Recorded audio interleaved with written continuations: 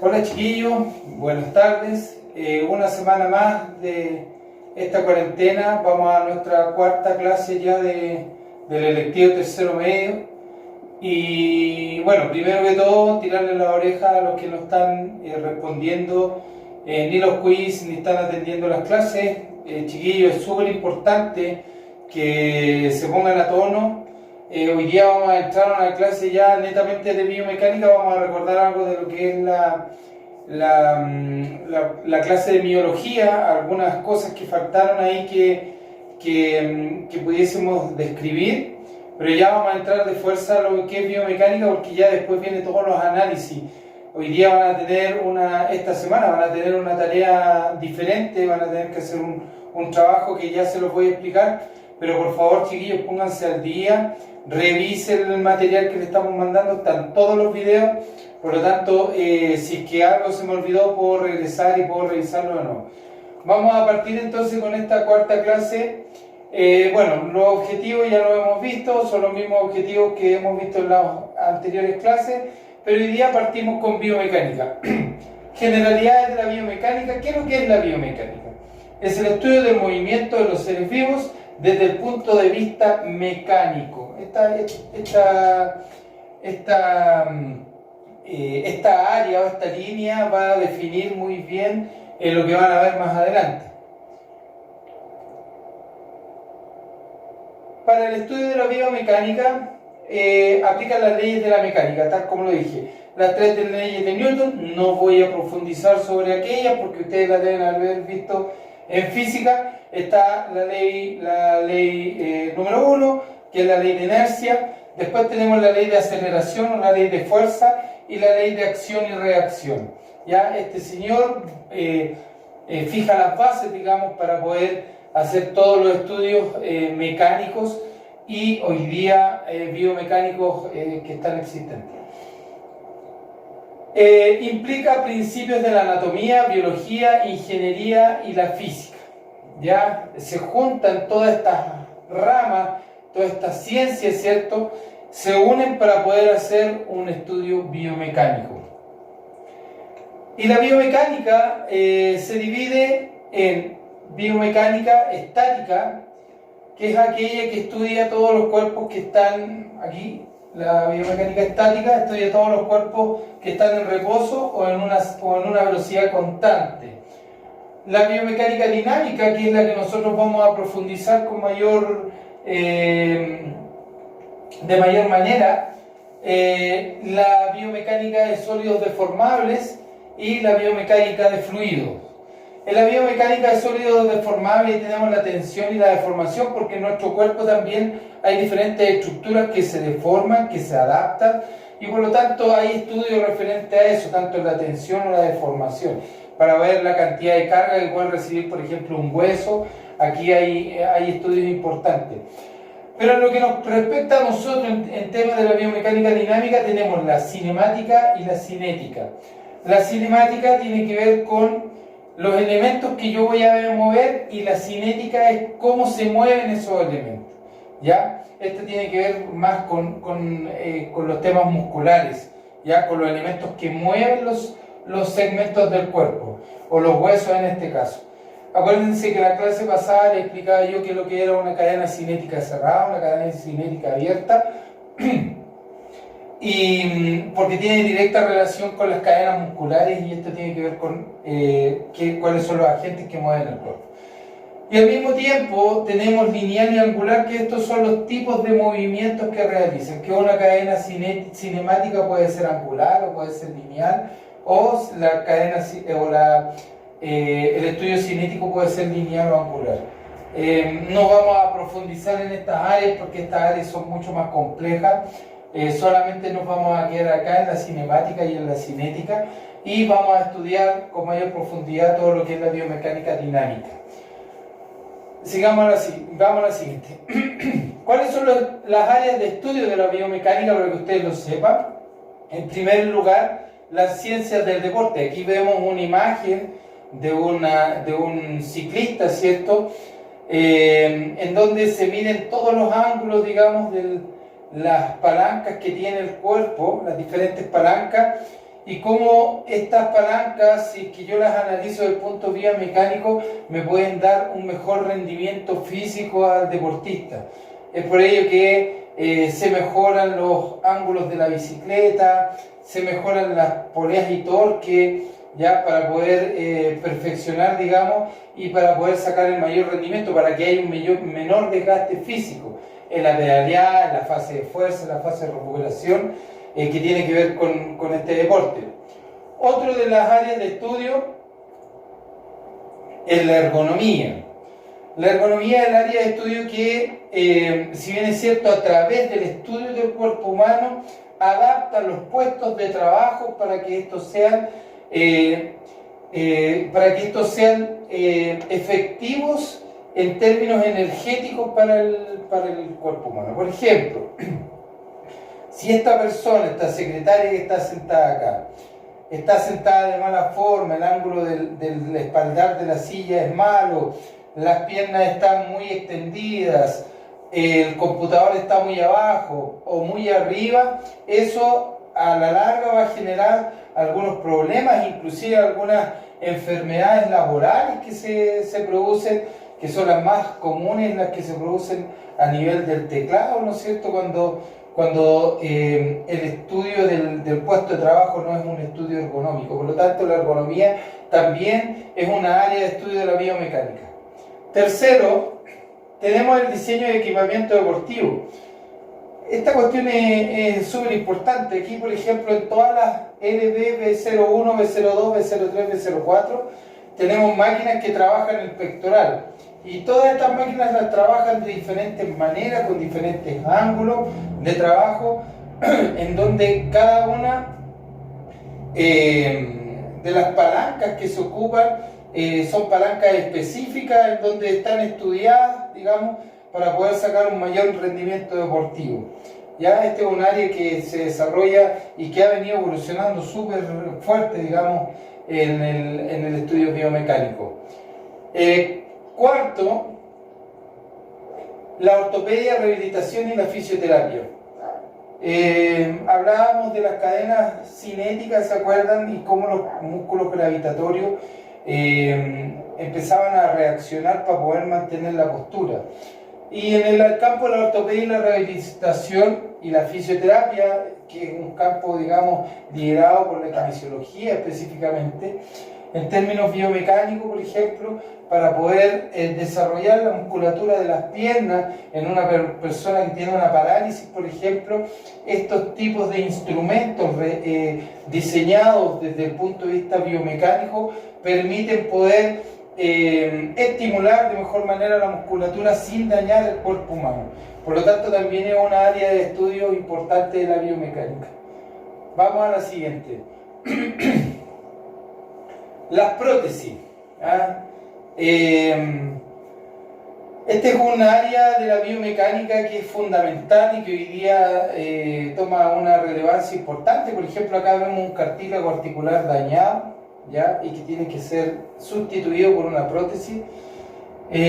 Aun cuando las prótesis, y aquí hay un tema importante, aun cuando las prótesis cada vez han evolucionado más, jamás va a ser, vamos a tener la habilidad, digamos, de poder generar prótesis que suplan a la articulación.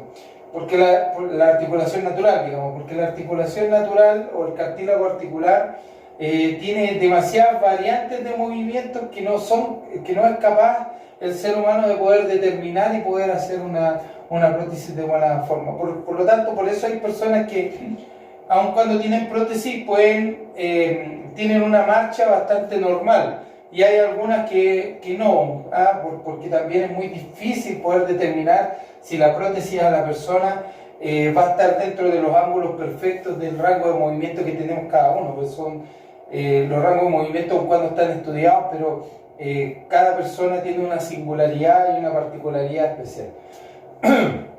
Y último, en la robótica. Hoy día, si vemos el primer modelo de robot a la evolución que ha venido llegando, que es casi ya son una persona, digamos, que se mueve, Esto es gracias a los estudios biomecánicos, poder estudiar cómo se comporta el cuerpo, con qué contracción puedes hacer el movimiento. Aquí hay un estudio desde este modelo hasta este modelo, el estudio de la marcha, pero es importantísimo, algo que vamos a partir nosotros estudiando, que es la base del movimiento del ser humano. Por lo tanto, la evolución en cuanto a esto, que ha demostrado el campo de la biomecánica y los aportes que ha hecho en robótica son importantísimos. Bueno, vamos a empezar a hablar de los principios anatómicos de la biomecánica. Como ustedes ven, la biomecánica estudia básicamente el movimiento a través de la mecánica, ¿no es cierto? Ese es el concepto, ¿ya? Pero para poder entender esto tenemos que también saber cómo se comporta el cuerpo. Y acá, por ejemplo, tenemos músculos en el cuerpo que son monoarticulares, o sea, que traspasan solamente una articulación, y tenemos bi o poliarticulares que traspasan más de una articulación. Y por ejemplo, en el caso de la pierna, tenemos el recto anterior del cuádriceps, que es un músculo poliarticular, porque el recto anterior del cuádriceps actúa en la flexión de cadera y en la extensión de la pierna. ¿Ah? ¿Por qué? Porque se inserta, pasa la articulación de la cadera en su inserción y también pasa la articulación de la rodilla en su inserción distal. Por lo tanto, es un músculo poliarticular. Pero si nosotros analizáramos los aductores, el aductor solamente está insertado en la pelvis y en el fémur, y solamente hace aducción, lleva la pierna hacia adentro. Por lo tanto, es un músculo monoarticular.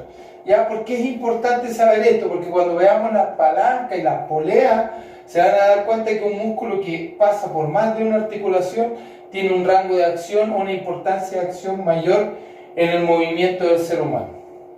Vamos a la siguiente. Aquí un poco demostrar que lo que hablábamos recién, por ejemplo, en el caso del bíceps, todos los músculos que se insertan de manera más proximal a la articulación a la cual se insertan son músculos movilizadores de la articulación. Este músculo moviliza la articulación. Pero en el caso de este, es un músculo estabilizador de la articulación, ¿ya? Esa es la función principal del músculo, ¿ya? Pero solamente por su inserción, ¿ya? Por ejemplo, acá en el brazo, aquí está representado, podría ser que un músculo mucho más cortito, el anconio. El anconio es un músculo que se inserta, que está insertado en el húmero y en el radio, y es un músculo que hace una estabilización de la articulación del codo. En cambio, el bíceps braquial no, el bíceps braquial moviliza el brazo, ¿ya? Entonces, por lo tanto, tenemos una diferenciación para que ustedes ya lo sepan. Hay músculos movilizadores y músculos estabilizadores. Vamos a la siguiente. Ahora bien, el comportamiento de la contracción muscular se da básicamente por un factor también que es súper importante considerar. Lo vimos en la clase de biología, pero a mí me pareció importante volver a profundizarlo y profundizarlo ya de mejor manera. Todos los músculos que tienen fibras paralelas, como el bíceps, por ejemplo, que son músculos que se llaman fusiformes, son músculos que van a tener menor reclutamiento de fibras musculares. Tienen menos fibras musculares, porque están puestos uno al ladito de otro, entonces es más delgado el músculo. Pero la fibra muscular es del largo del músculo, que es una información importante, y la contracción del músculo es más rápida, ¿ya? Ya les voy a explicar por qué después. Pero hay que considerar que un músculo se contrae entre un 20% y un 15%, ¿ya? Las fibras musculares. Pero ¿qué pasa con los músculos, por ejemplo, como el orbicular del ojo, que tienen forma circular, o los músculos que tienen forma peniforme? ¿Por qué se llaman peniformes? Porque tienen forma de pincel, ¿ya? Todos estos músculos peniformes tienen mayor cantidad de fibras musculares, por lo tanto son músculos que generalmente tienen más características para hacer fuerza, a diferencia de este es más de velocidad, este es más de fuerza. ¿Por qué? Porque yo al abanicar las fibras, tengo mayor cantidad, cubro mayor cantidad de superficie y puedo poner muchas más fibras musculares. Y en los músculos peniformes tenemos músculos que, por ejemplo, se insertan de manera oblicua a los tendones. Tenemos músculos, por ejemplo, como el serrato, que se insertan, siempre van en una dirección a insertarse a la estructura ósea, pero también a la estructura tendinosa. Por lo tanto, estos músculos tienden a hacer la fuerza en una dirección opuesta a lo que viene el tendón. Ahora lo vamos a ver con mayor...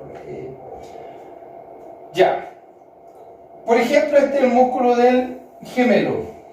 El ángulo de peniación, que se llama, en donde las fibras musculares van de esta forma, y aquí vendría siendo el tendón calcáneo o el tendón de Aquiles llamado comúnmente. Estas fibras hacen contracción para este lado, pero el tendón se arrastra hacia arriba en forma vertical. Por lo tanto, al haber un ángulo de peniación, acá hay una pérdida de la fuerza de manera natural, por el hecho de hacer una fuerza en un sentido que no está orientado a la contracción que está haciendo el tendón.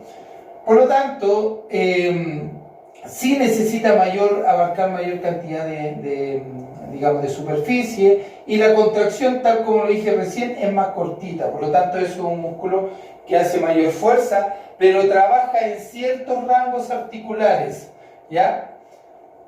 Vamos a la siguiente.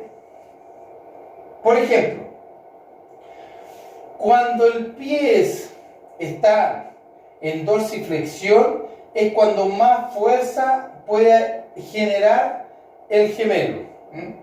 Pero cuando está en plantiflexión, cuando está hacia la planta, es cuando menos fuerza puede generar por el tipo de fibra que tiene, por la orientación de la fibra que tiene. Y considerando, obviamente, que el gemelo tiene menor capacidad de contracción, porque todos los músculos se contraen a un 20%, no más que eso. Vamos a la siguiente. Un poco para que entendamos y para que podamos empezar a asimilar lo que hemos dicho. Por ejemplo, la fibra muscular del bíceps es del mismo largo del músculo, ¿ya? Por lo tanto, cuando el bíceps se contrae, provoca una gran cantidad de movimiento de la fibra, porque están paralelas y se inserta inmediatamente en la parte más proximal, digamos, de la articulación que viene aledaña. En cambio, por ejemplo, acá tenemos el vasto interno de la pierna. Esta es la parte del cuádriceps, uno de los músculos del cuádriceps. Si ustedes se dan cuenta, la parte verde que está acá, esa es la fibra muscular, pero este es el largo del músculo. Por lo tanto, aquí hay una fibra cortita, ¿ah? Por lo tanto, si yo contraigo un 20% esta fibra, es cierto que este músculo va a hacer mucha más fuerza, pero va a tener mucha menos velocidad que esa, ¿ya? En el caso del glúteo, que es este que está acá, si ustedes se dan cuenta, la fibra es más larga que el músculo es más cortito, ¿ya? En su totalidad, pero la fibra es más larga. Por lo tanto, sí puede generar más fuerza, porque tiene una orientación peniforme, donde todas las fibras se agrupan para poder hacer una misma contracción. Tiene mayor cantidad de fibras musculares, por lo tanto, a mayor cantidad de fibras musculares, mayor fuerza voy a tener. Pero esto es un poco para que entiendan ustedes cómo es la orientación y cómo actúan los diferentes músculos, para que lo podamos ir entendiendo cuando hagamos los análisis biomecánicos. Vamos a la siguiente. Aquí hay una representación más en dibujo, digamos. A menor cantidad de fibras, dice fibras musculares con menor inclinación son de velocidad, o sea, las que están más paralelas. Y ahí estamos hablando del bíceps, ¿cierto? Son fibras que tienen mayor velocidad de contracción.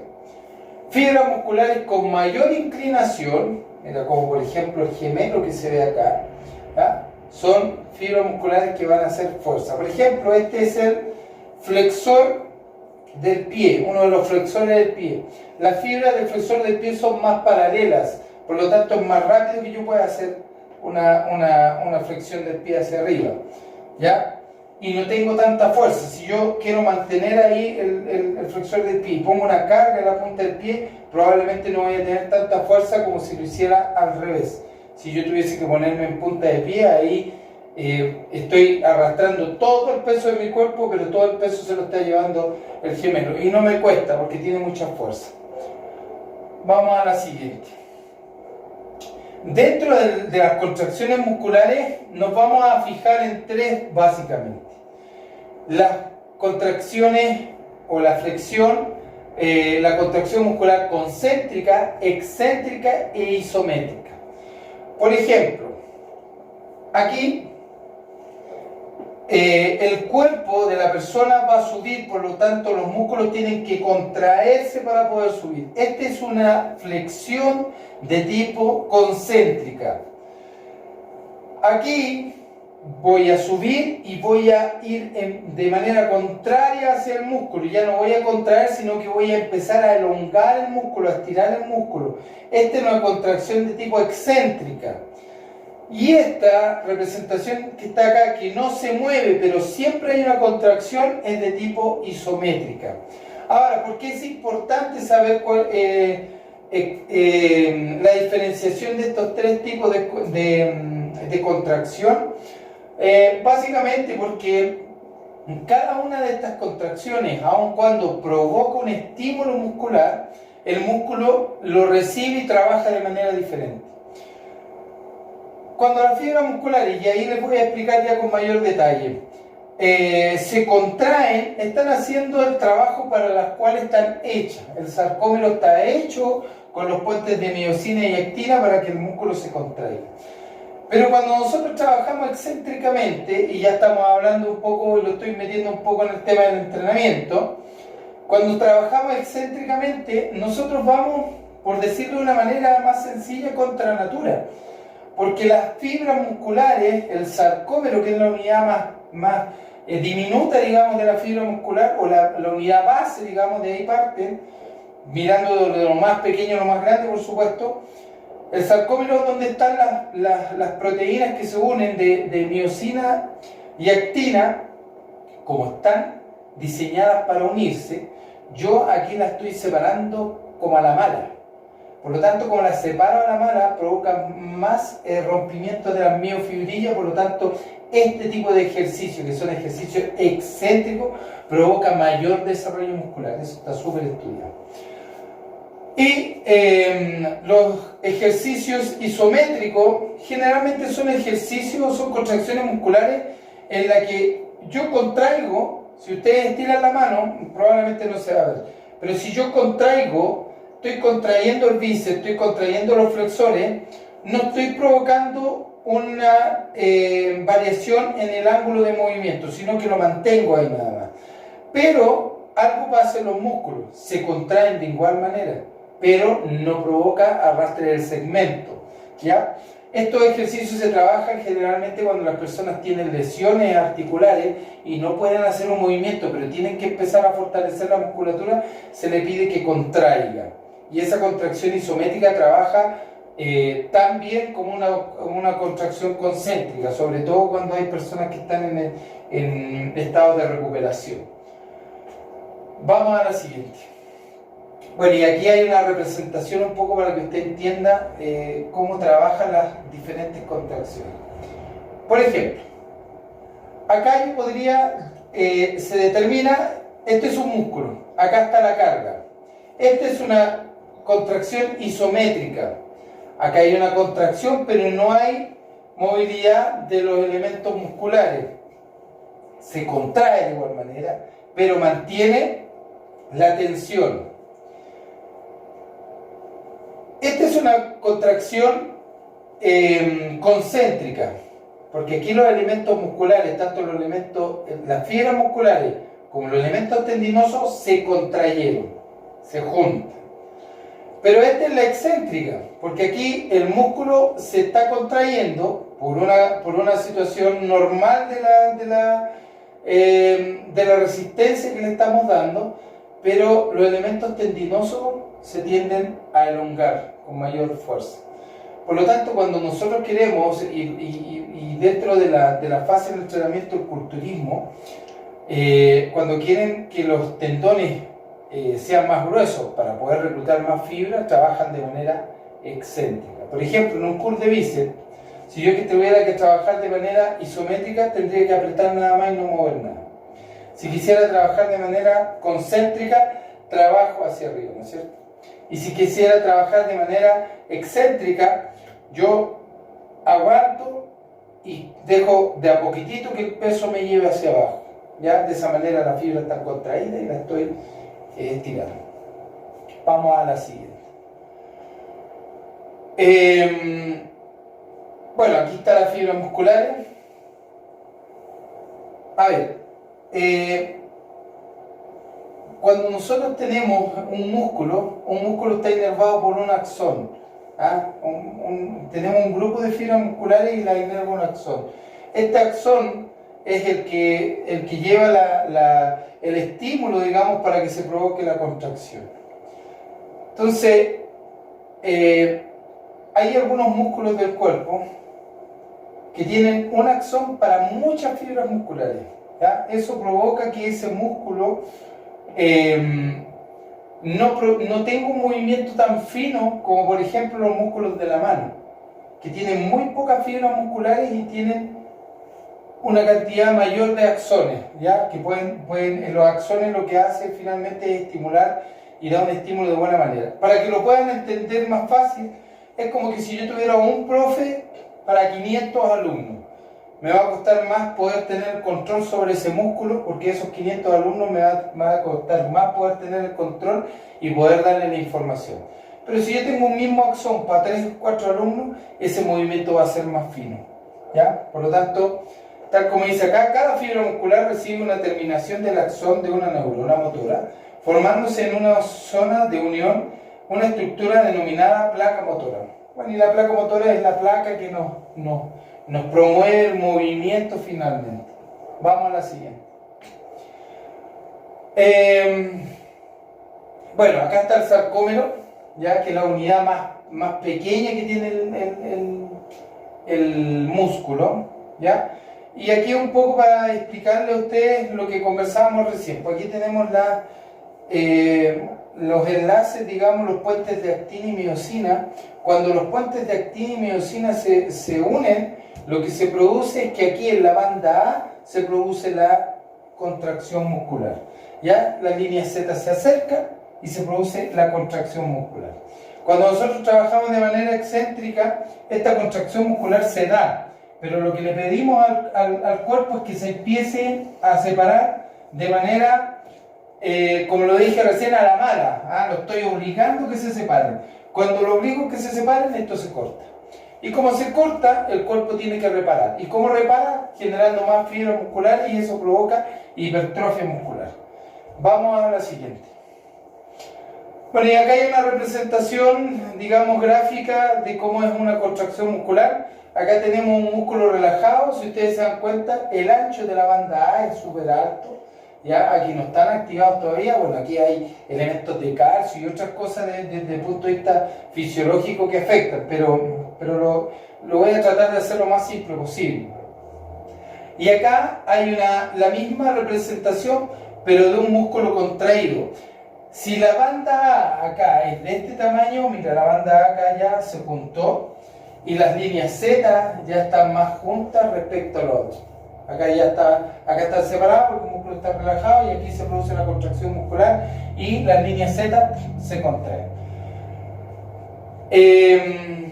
Vamos a la siguiente.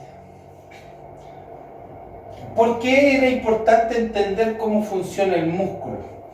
Porque el músculo es la unidad funcional móvil que tiene el cuerpo, ¿ya? Es la madre del movimiento, ¿ya?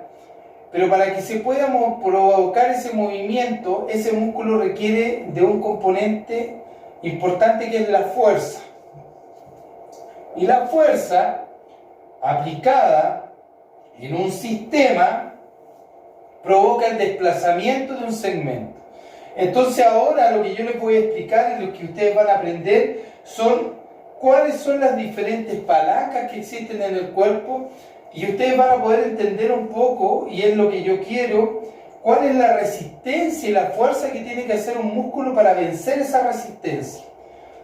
¿Qué es lo que es una palanca? Es una máquina simple cuya función es transmitir fuerza y desplazamiento. Si este hombre que está acá quisiera mover esa roca, si la quisiera tomar, tendría que hacer un torque, una fuerza muy grande para poder levantarla. Por lo tanto, aquí él genera una palanca, ¿cierto?, para poder hacer fuerza y mover esa resistencia importante que le está provocando el peso de la masa, porque el peso es otra cosa, pero la masa de esta roca. Como lo vemos a continuación, vamos a la siguiente.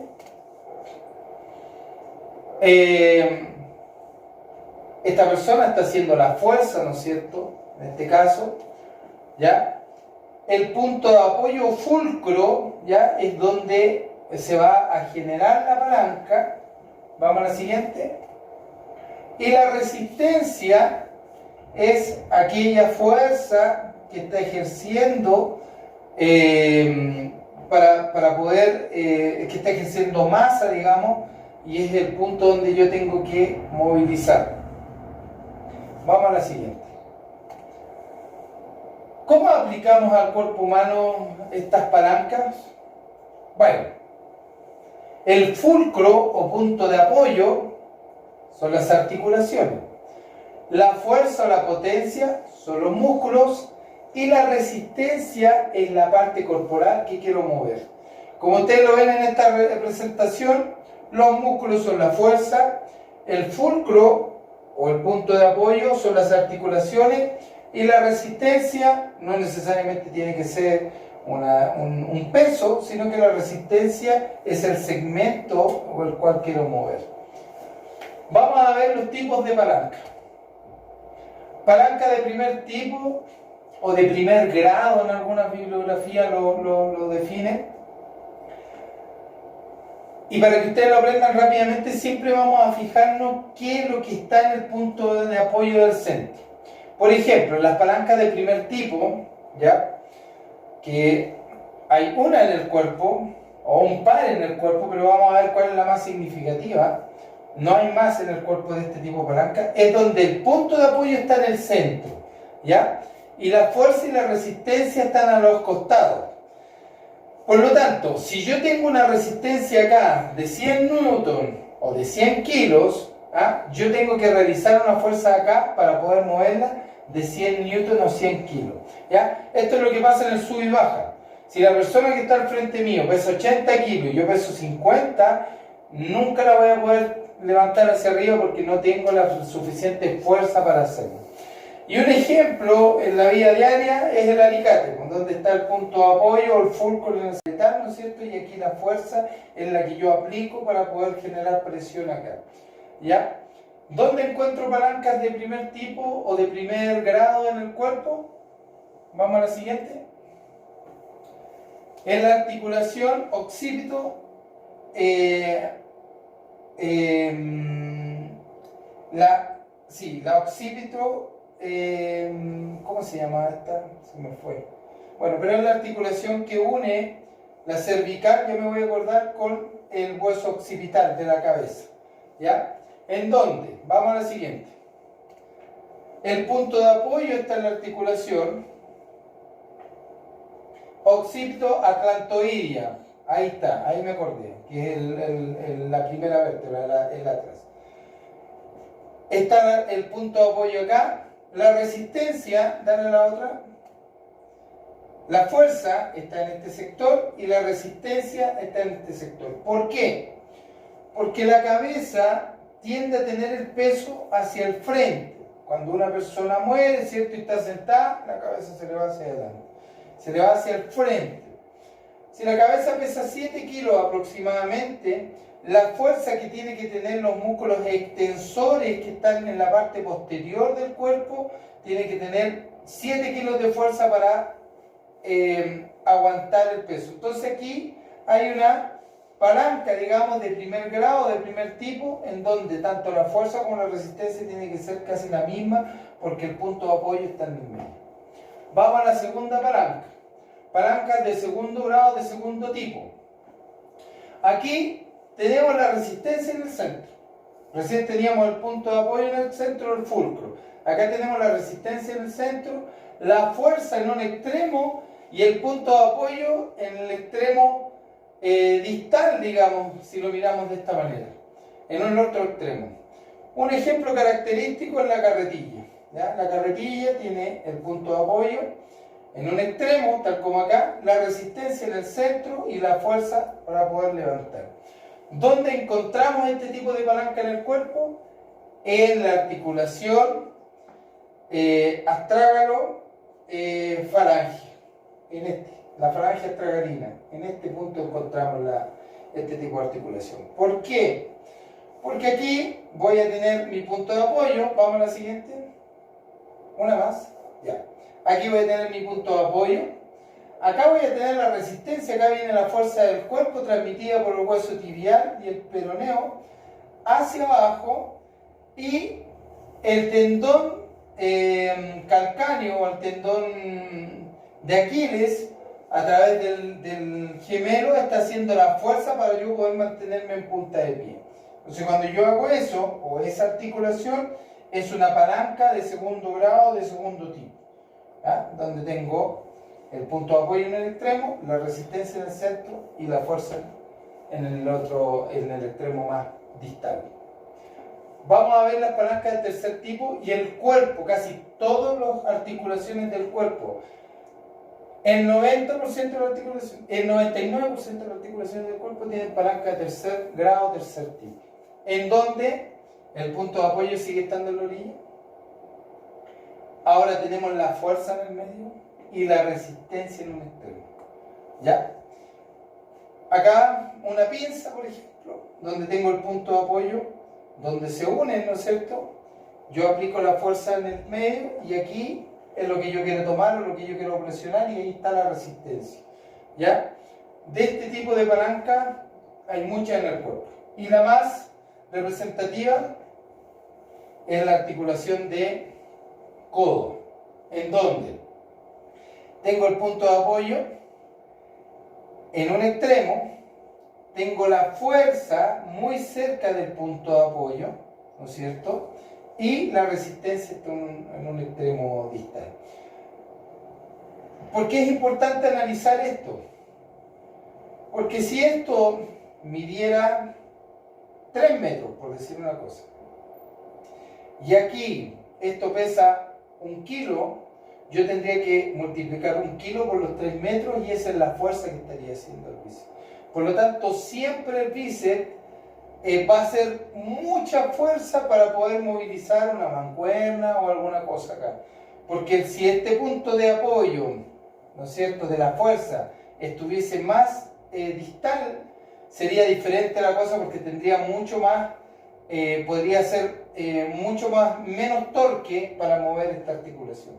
Pero como está muy cerquita el punto de apoyo, es una articulación desventajosa, digamos, en términos de palanca. Por lo tanto, es una articulación en donde hace mucha fuerza. Estas son las palancas de tercer grado, tercer tipo, que reinan en el sistema muscular humano. Vamos a ver ahora las poleas. ¿Ya? Vimos qué son las palancas y qué son las poleas. Estos elementos se denominan poleas, compuestos por una rueda que gira alrededor de un eje sosteniendo por una horquilla. ¿Ya? La horquilla lo sostiene, entonces gira en su eje. El movimiento se puede hacer entre la rueda y el eje de la horquilla, fijo a la pared, o entre la rueda móvil o el eje de la horquilla. La resistencia que hay que movilizar puede ir sujeta a uno de los extremos de la cuerda que pasa por la rueda o bien a la misma horquilla. Para que se pueda entender súper fácil esto. A ver, acá tengo una palanca de primer grado. Ustedes van a pensar y decir, pero nada que ver, pues esto es una polea. Sí, pero por la generación de fuerza, yo tengo el fulcro, el punto de apoyo en el centro, tengo la resistencia, tengo la resistencia a un costado, a la misma altura, y tengo la fuerza a la misma altura. Por lo tanto, Si esto pesa 100 newton, yo tengo que hacer una fuerza de 100 newton para poder movilizarlo, de acuerdo a este tipo de polea. En este tipo de polea, es un tipo de polea de manera contraria, ¿ya? ¿Por qué? Porque aquí el punto de apoyo lo tengo aquí, en el centro, ¿no es cierto? Ahí está el punto de apoyo. Sin embargo, la resistencia la tengo verticalmente, o sea, la tengo muy cerquita. Y la fuerza la tengo en un extremo, digamos, más alejado. Por lo tanto, esto es una palanca como la que vimos al principio, donde estaba el señor, donde es más fácil moverlo, porque si yo tengo una superficie más larga y tengo más cerca el punto de apoyo, yo tengo que hacer menos fuerza acá para poder levantarlo. Esto pasa lo mismo. Si esto pesa 100 newton, yo acá con 50 newton de fuerza lo voy a levantar inmediatamente. Este es un tipo de palanca que se ocupa mucho, de polea, perdón, que se ocupa mucho en la construcción, ¿ya? Que ocupan mucho las personas levantan grandes pesos, ¿ah? Suben sacos de cemento, de arena y todo, y lo puede subir solo una persona por el tipo de polea que significa. Ahora, ¿cómo lo llevamos a esto al cuerpo humano? Esto es desde el punto de vista mecánico, ¿cierto? Vamos a la siguiente.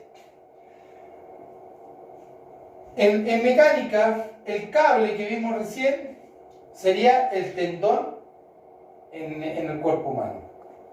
La polea o rueda sería la prominencia ósea. Y aquí vamos a ver más adelante, vamos a ver algunos ejemplos. La fuerza de potencia sería la contracción muscular. Y la fuerza de resistencia, que es lo que yo tengo que mover, sería la resistencia, peso o carga. ¿Me entienden? Vamos a ver los ejercicios, las imágenes.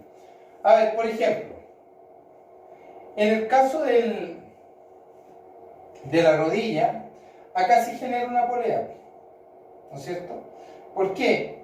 Porque el cuádriceps o el recto anterior del cuádriceps se unen en un solo tendón, pasan por encima de la patela o la rótula y se insertan en la protuberancia anterior de la tibia. Por lo tanto, cuando estos músculos se contraen, pasa por esta polea y la pierna hace extensión, ¿ya? Por lo tanto, este elemento que está ahí va a solucionar la incongruencia que se produce acá para poder hacer una buena flexión. Lo mismo pasa acá, ¿ya? Con el tríceps. El tendón del tríceps pasa por bajo el olecrano y se inserta en la fíbula, aquí abajo. Por lo tanto, cuando yo hago una contracción, el hecho de que pase por debajo del olecrano, el olecrano es una polea que me sirve para poder hacer la extensión del brazo, en este caso, ¿ya? Ahí se ve en el mismo caso lo que pasa con el tendón calcáneo, porque esta es la parte plantar, digamos. Al pasar por el calcáneo, que es el hueso abajo, aquí, y se une con el tendón plantar, que es un músculo que abarca toda la planta del pie. Al hacer contracciones gemelos, esto actúa como una polea y hace el movimiento, digamos, que estamos buscando. Por lo tanto, si ustedes se dan cuenta, aquí ya tenemos 3 ejemplos de cómo actúan las poleas en el cuerpo. Entonces tenemos las palancas, que ya las explicamos, y las poleas. Vamos a la siguiente. Vamos a partir porque no quiero profundizar al tiro en esto, ¿ya? Nosotros después vamos a tener que hacer estudios y les vamos a enseñar cómo analizar las diferentes posturas, cuando yo hago una flexión de pierna, cuando yo hago un curl de bíceps o cuando hago un press de pecho. Lo vamos a estudiar desde el punto de vista de las poleas y las palancas. Yo lo que quiero es que ahora ustedes entiendan de qué se tratan, ¿ah? Cuáles son los conceptos asociados a eso. Pero vamos a partir por un estudio cinemático de la marcha. Cuando hablo cinemático de la marcha no estoy hablando de los músculos que se accionan, sino que de los elementos que se mueven. Para eso yo les voy a dejar en el tablón del Classroom un par de videos que explican, pero para poder entender qué es lo que es la marcha, Vamos a partir viendo un video que lo voy a poner ahora para que ustedes vean de qué se trata el tema de la marcha. Vamos a verlo al tiro. A ver.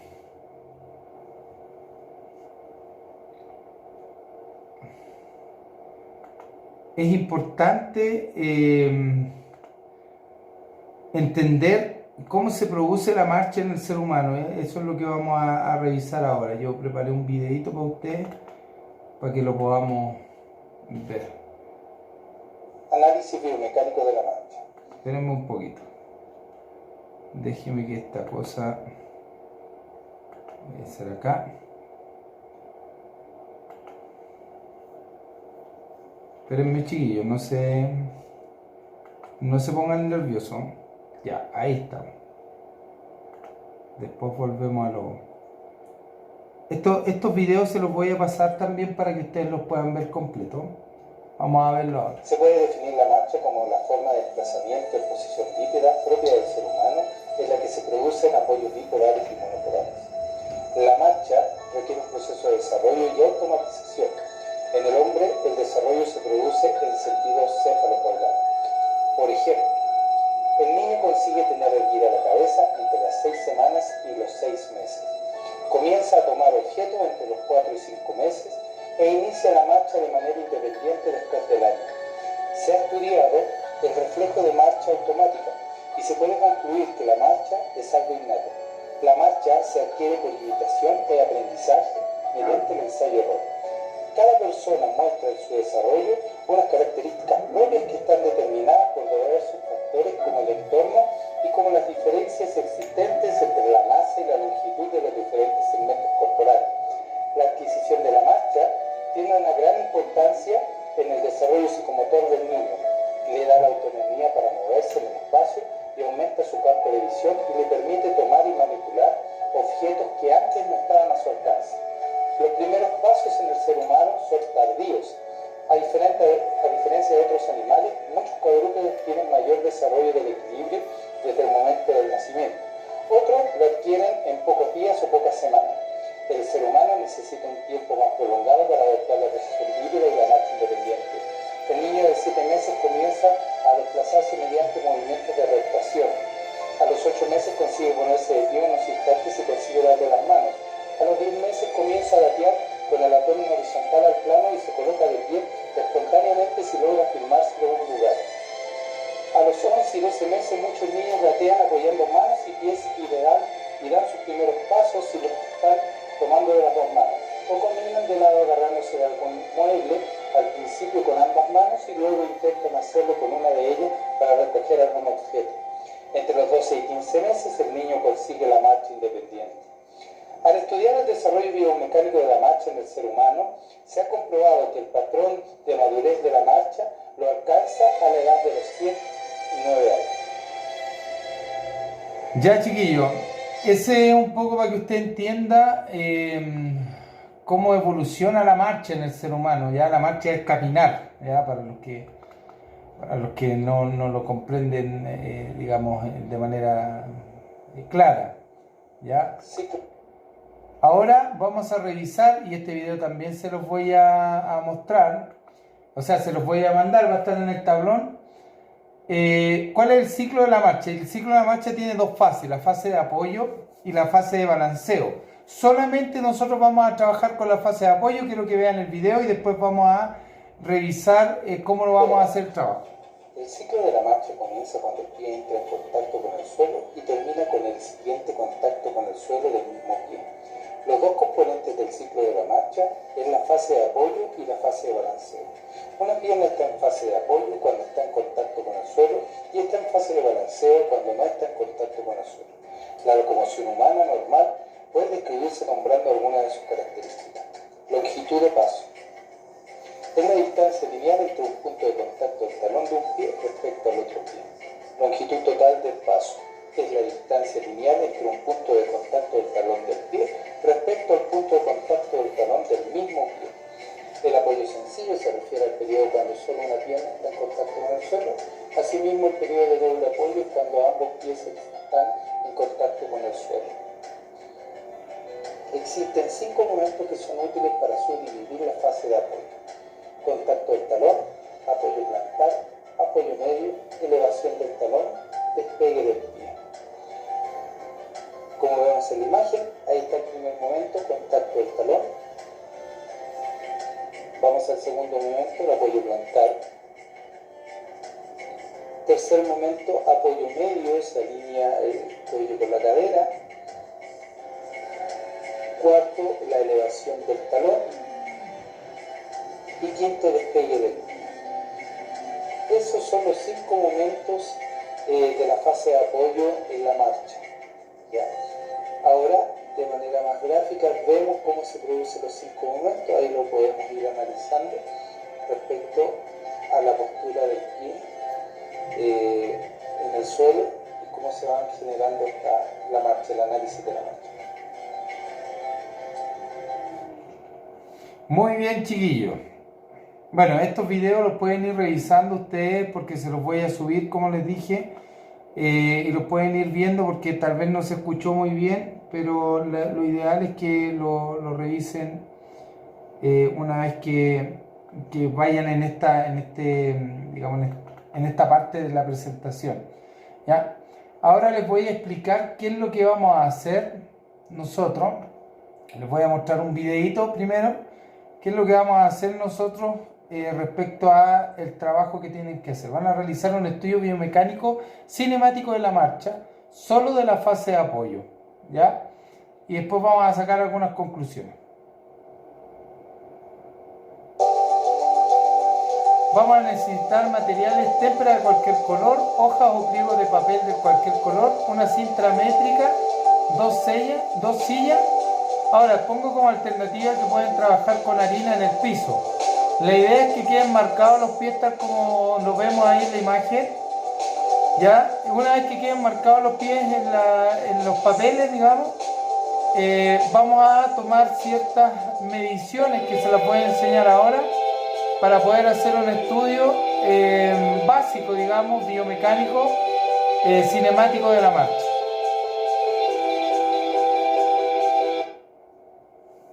¿Ves? Cortito, súper bueno, pero ahora vamos a ver lo que les comentaba. Vamos a la otra. Ya. A ver. Les voy a pedir primero que pueden ser hojas de papel craft, no importa el tipo de papel, sí que sean hojas de papel, a lo mejor las podemos pegar, pueden ser pliegos estas hojas de oficio, ya que las podemos pegar. ¿Qué cosas son importantes? Que una vez que las tengamos estiradas, las ajustemos al piso para que no se levanten. Si ustedes ven, acá están las dos impresiones plantares iniciales, porque la persona debe estar sentada, tal como sale en el video, y me voy a parar de esa manera, voy a hacer el primer apoyo. Después voy a hacer 4 pasos normales y me voy a salir de la hoja. Con las impresiones plantares que queden acá, voy a hacer lo siguiente. Primero, voy a determinar un punto medio, o si en la hoja puedo hacer una línea, da lo mismo, pero voy a tomar los extremos de la marca que dejé, el extremo más, digamos, más posterior. Voy a hacer una línea y voy a trazar una línea hacia el centro. En el punto que se unen las dos líneas, ahí voy a parar, por supuesto. Aquí voy a medir cuántos centímetros tengo acá y cuántos centímetros me da acá respecto al pie derecho al pie izquierdo. Esto me va a dar un resultado. Por ejemplo, acá tiene 8 centímetros y tiene 15.5. Al sumarlo da 19.5. Y esto es mi base de sustentación. ¿Ya? Si ustedes ven, cuando veíamos los bebés, caminan con los pies muy separados al principio cuando están empezando a caminar. ¿Por qué? Porque necesitan una base de sustentación muy grande para poder no perder el equilibrio. Mientras más adultos vamos, esta base de sustentación se va achicando un poquito. Y cuando vamos a la vejez, se vuelve a ampliar, porque empiezo a perder el equilibrio. Este es el primer ejercicio o sea, es la primera parte del estudio cinemático que vamos a hacer. Lo que yo necesito es que usted cuando haga esto, saque esta fotografía y la vaya archivando, porque después necesito esta fotografía, vamos a la siguiente, esta otra fotografía que me va a dar el ángulo en el cual yo piso, y este ángulo va a ser determinado primero por el punto medio. Voy a determinar el punto medio del talón, de ahí voy a sacar una línea hacia el punto medio del ortejo mayor o del dedo gordo, y de ahí voy a hacer otra línea hacia el tercer dedo, primer dedo, dedo gordo, segundo, tercero, en el punto medio, y esto con un compás, o sea, con un, ¿cómo se llama? El que mide los grados. ¿Transportador? No. ¿Un transportador? Ya, con un transportador, me están soplando ahí. Con un transportador voy a determinar la cantidad de grados que yo tengo, tanto en el pie derecho como en el pie izquierdo. ¿Ya? Esta es la segunda imagen que voy a tener que enviar. Este factor de acá no lo vamos a tomar en consideración, sino que necesito ese. Vamos a la siguiente. Vamos a medir la longitud de paso. ¿Ya? De acuerdo al video, la longitud de paso está dada por la impresión, ¿ya? Desde la base del talón del primer pie a la base del talón del segundo pie, ¿ya? Del pie contrario. Esta distancia la voy a medir de manera lineal hacia allá, ¿ah? Con una wincha de medir la van a poner acá y van a medir esta distancia desde este punto hasta ese punto. La distancia que les dé la van a anotar acá al costado, y ese va a ser mi longitud de paso. Vamos a la siguiente. Después de eso vamos a medir la longitud total del paso.